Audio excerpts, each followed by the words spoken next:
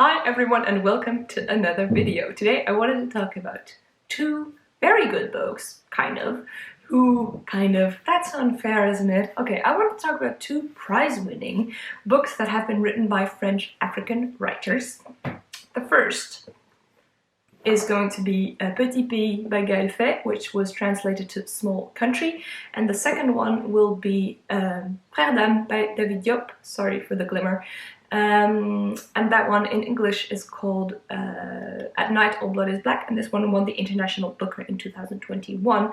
You can skip to that part of the video in the chapters below because we are going to start with Petit. This one won the Prix Goncourt des Lycéens. The Prix Goncourt is an elitist French prize, and there's also each year a version where high school students vote for books. And to be honest, I always prefer the things that they pick because it's less of this, very stuffy literature. So this one was really like this one. I thought it was a good choice, and I really appreciate that youth in France got to read this. Anyway, Gael is a rapper and a writer. And this book is semi-autobiographical. I think that's the word. His mother is from Rwanda and his father is from Burundi. And in this book, he talks about Gabriel. And Gabriel's mother is Rwandan, but his father is French, and they live in Burundi. And when he's older, they then move to France. So this is a coming-of-age story combined with the history of Rwanda. During the Rwanda and Burundi, I should say, during the genocide where the Hutus massacred the Tutsis. In the first part of the book, we discover Gabriel's life, his life where he is just hanging around a lot with his friends.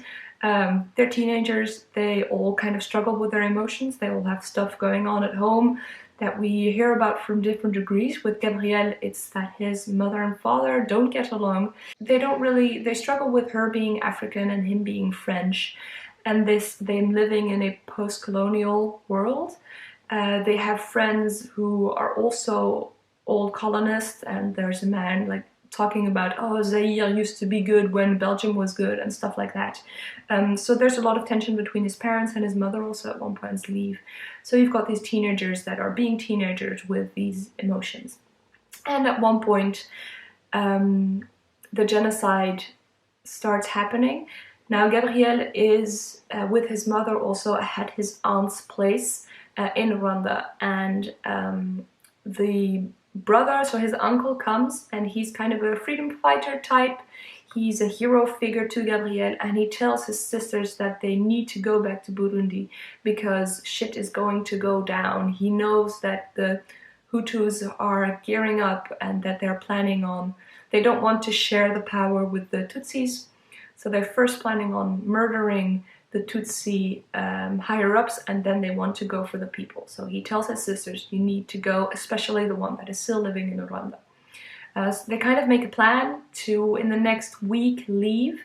Gabriel and his family do go back to Burundi, but then shit hits the fan, and you see, they kind of hear news from Rwanda, and that is something that was new to me, and that is also very interesting, I thought, in this book, is that the war in Rwanda and the genocide also has repercussions for Burundi, but it's like in Rwanda it's the Hutus that are murdering the Tutsis, but in Burundi the Tutsis want to take revenge, and it's them more taking the power and attacking Hutus.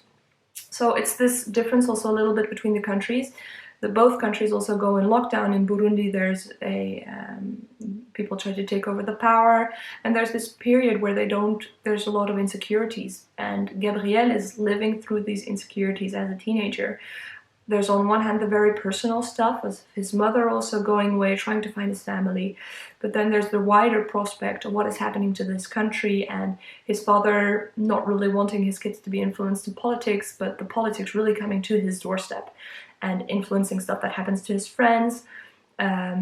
He also gets sucked into the violence at one point, and his mother comes with news of what happened to their family. There's a lot of, in the part that is more about the genocide, there is a lot of hurt, a lot of feeling, and that is also when I really started to appreciate the book, because in the first half, because we talk about this slice of life teenager, being a teenager and doing boy teenager things, wasn't necessarily my cup of tea, and it's really because the book is small and you do speed through it that I continued with it. But then when the genocide started happening, you see the changes that happened to Gabriel, and his father and his sister and his friends, but mostly him and his emotions and all this conflicts that he has of still being a kid but also being pulled into manhood really quickly.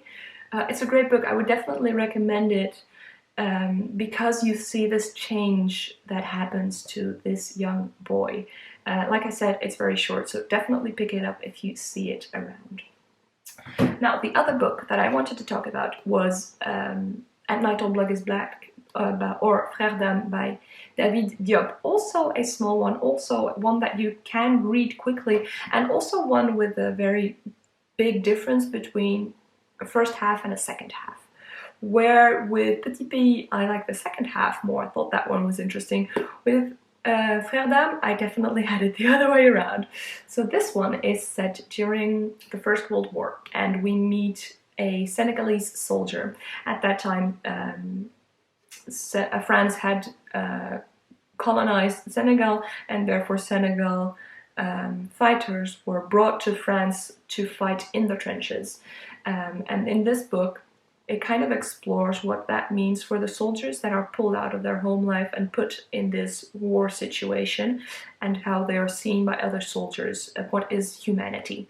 So in this book we have two friends, two more than brothers, and in the very first pages one of them dies in the arms of the other, and he asks his friend, please kill him. He does that 3 times. Please kill me because my bowels are outside of my belly. And his friend can't do it. He's too afraid. Sorry, I have a thing in my eye. He's too afraid, and for the days afterwards he's still dealing with that guilt. And he starts to behave in a very harsh way. How are we going to describe it? If you know the book, if you've read the book, you'll know what I talk about. I don't really want to spoil it because I think it's part of the experience of reading the book to see what becomes of him and what he starts doing. It's very atrocious. If you don't like icky stuff, I would not read it. But you see how that behavior, how that changes his behavior. So for the first half of the book, we kind of stay in this period of a week after it has happened, after he's lost his friend, and while you know the actual deeds, it kind of goes back and forth a little bit every time, and goes a little bit more in depth every time of what happened when his friend was killed to what happened afterwards. And each time you go a little bit deeper, a little bit more emotions, a little bit more explanation. And the writing is very lyrical. There's a certain rhythm and cadence and repetition. So when you go back to these, for example, when he talks about his friend, he says it's his more than friend. And because of the cadence in the sentences and that expression also coming back, you've got this very, very lyrical and rhythmic and beautiful. I really like this. It felt very anchored also in the oral storytelling. I think this would work very well around a fire where someone holds me while this horrible story is told. So the first half I thought brilliant.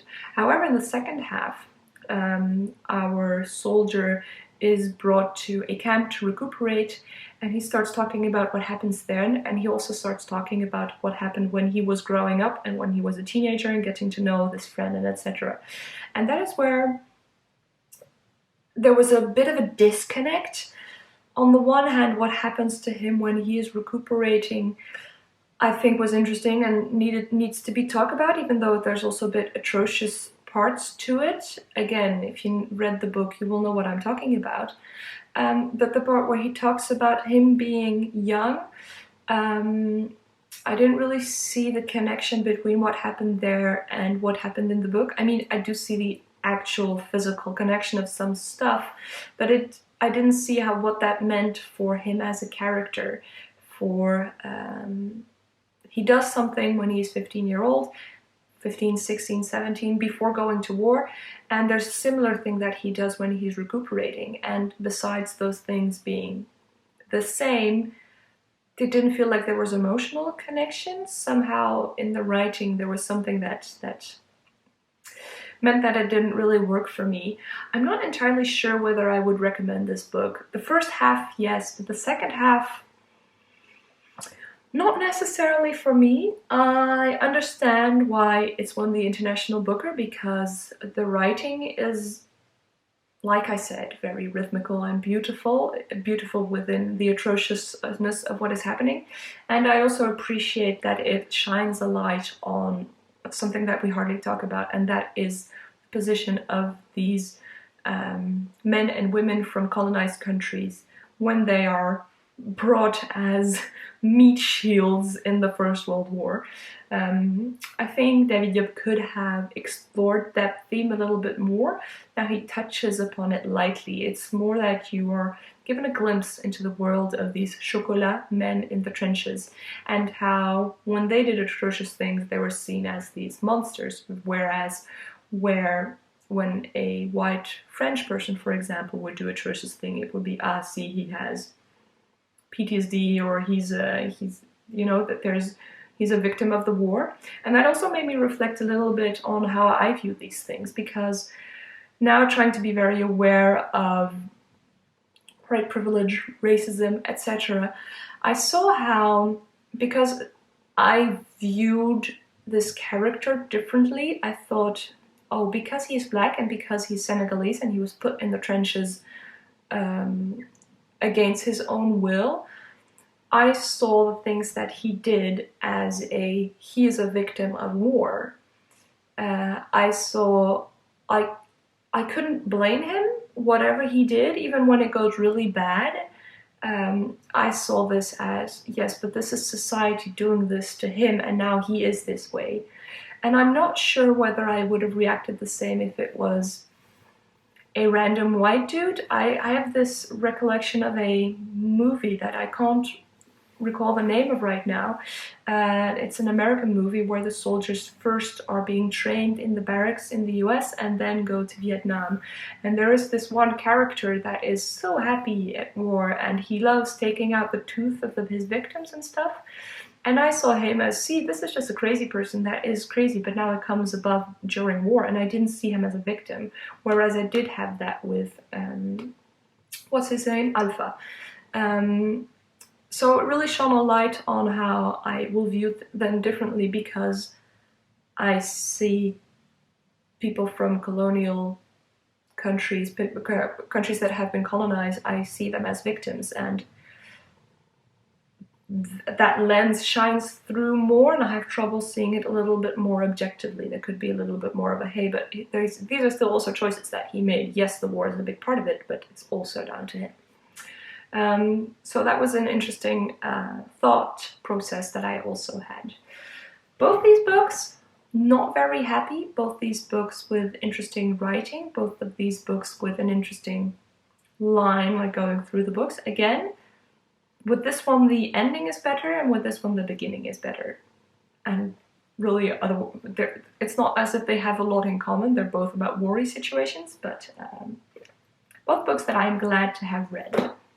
I would kind of recommend both. I think both are books that you need to read also to grow as a reader.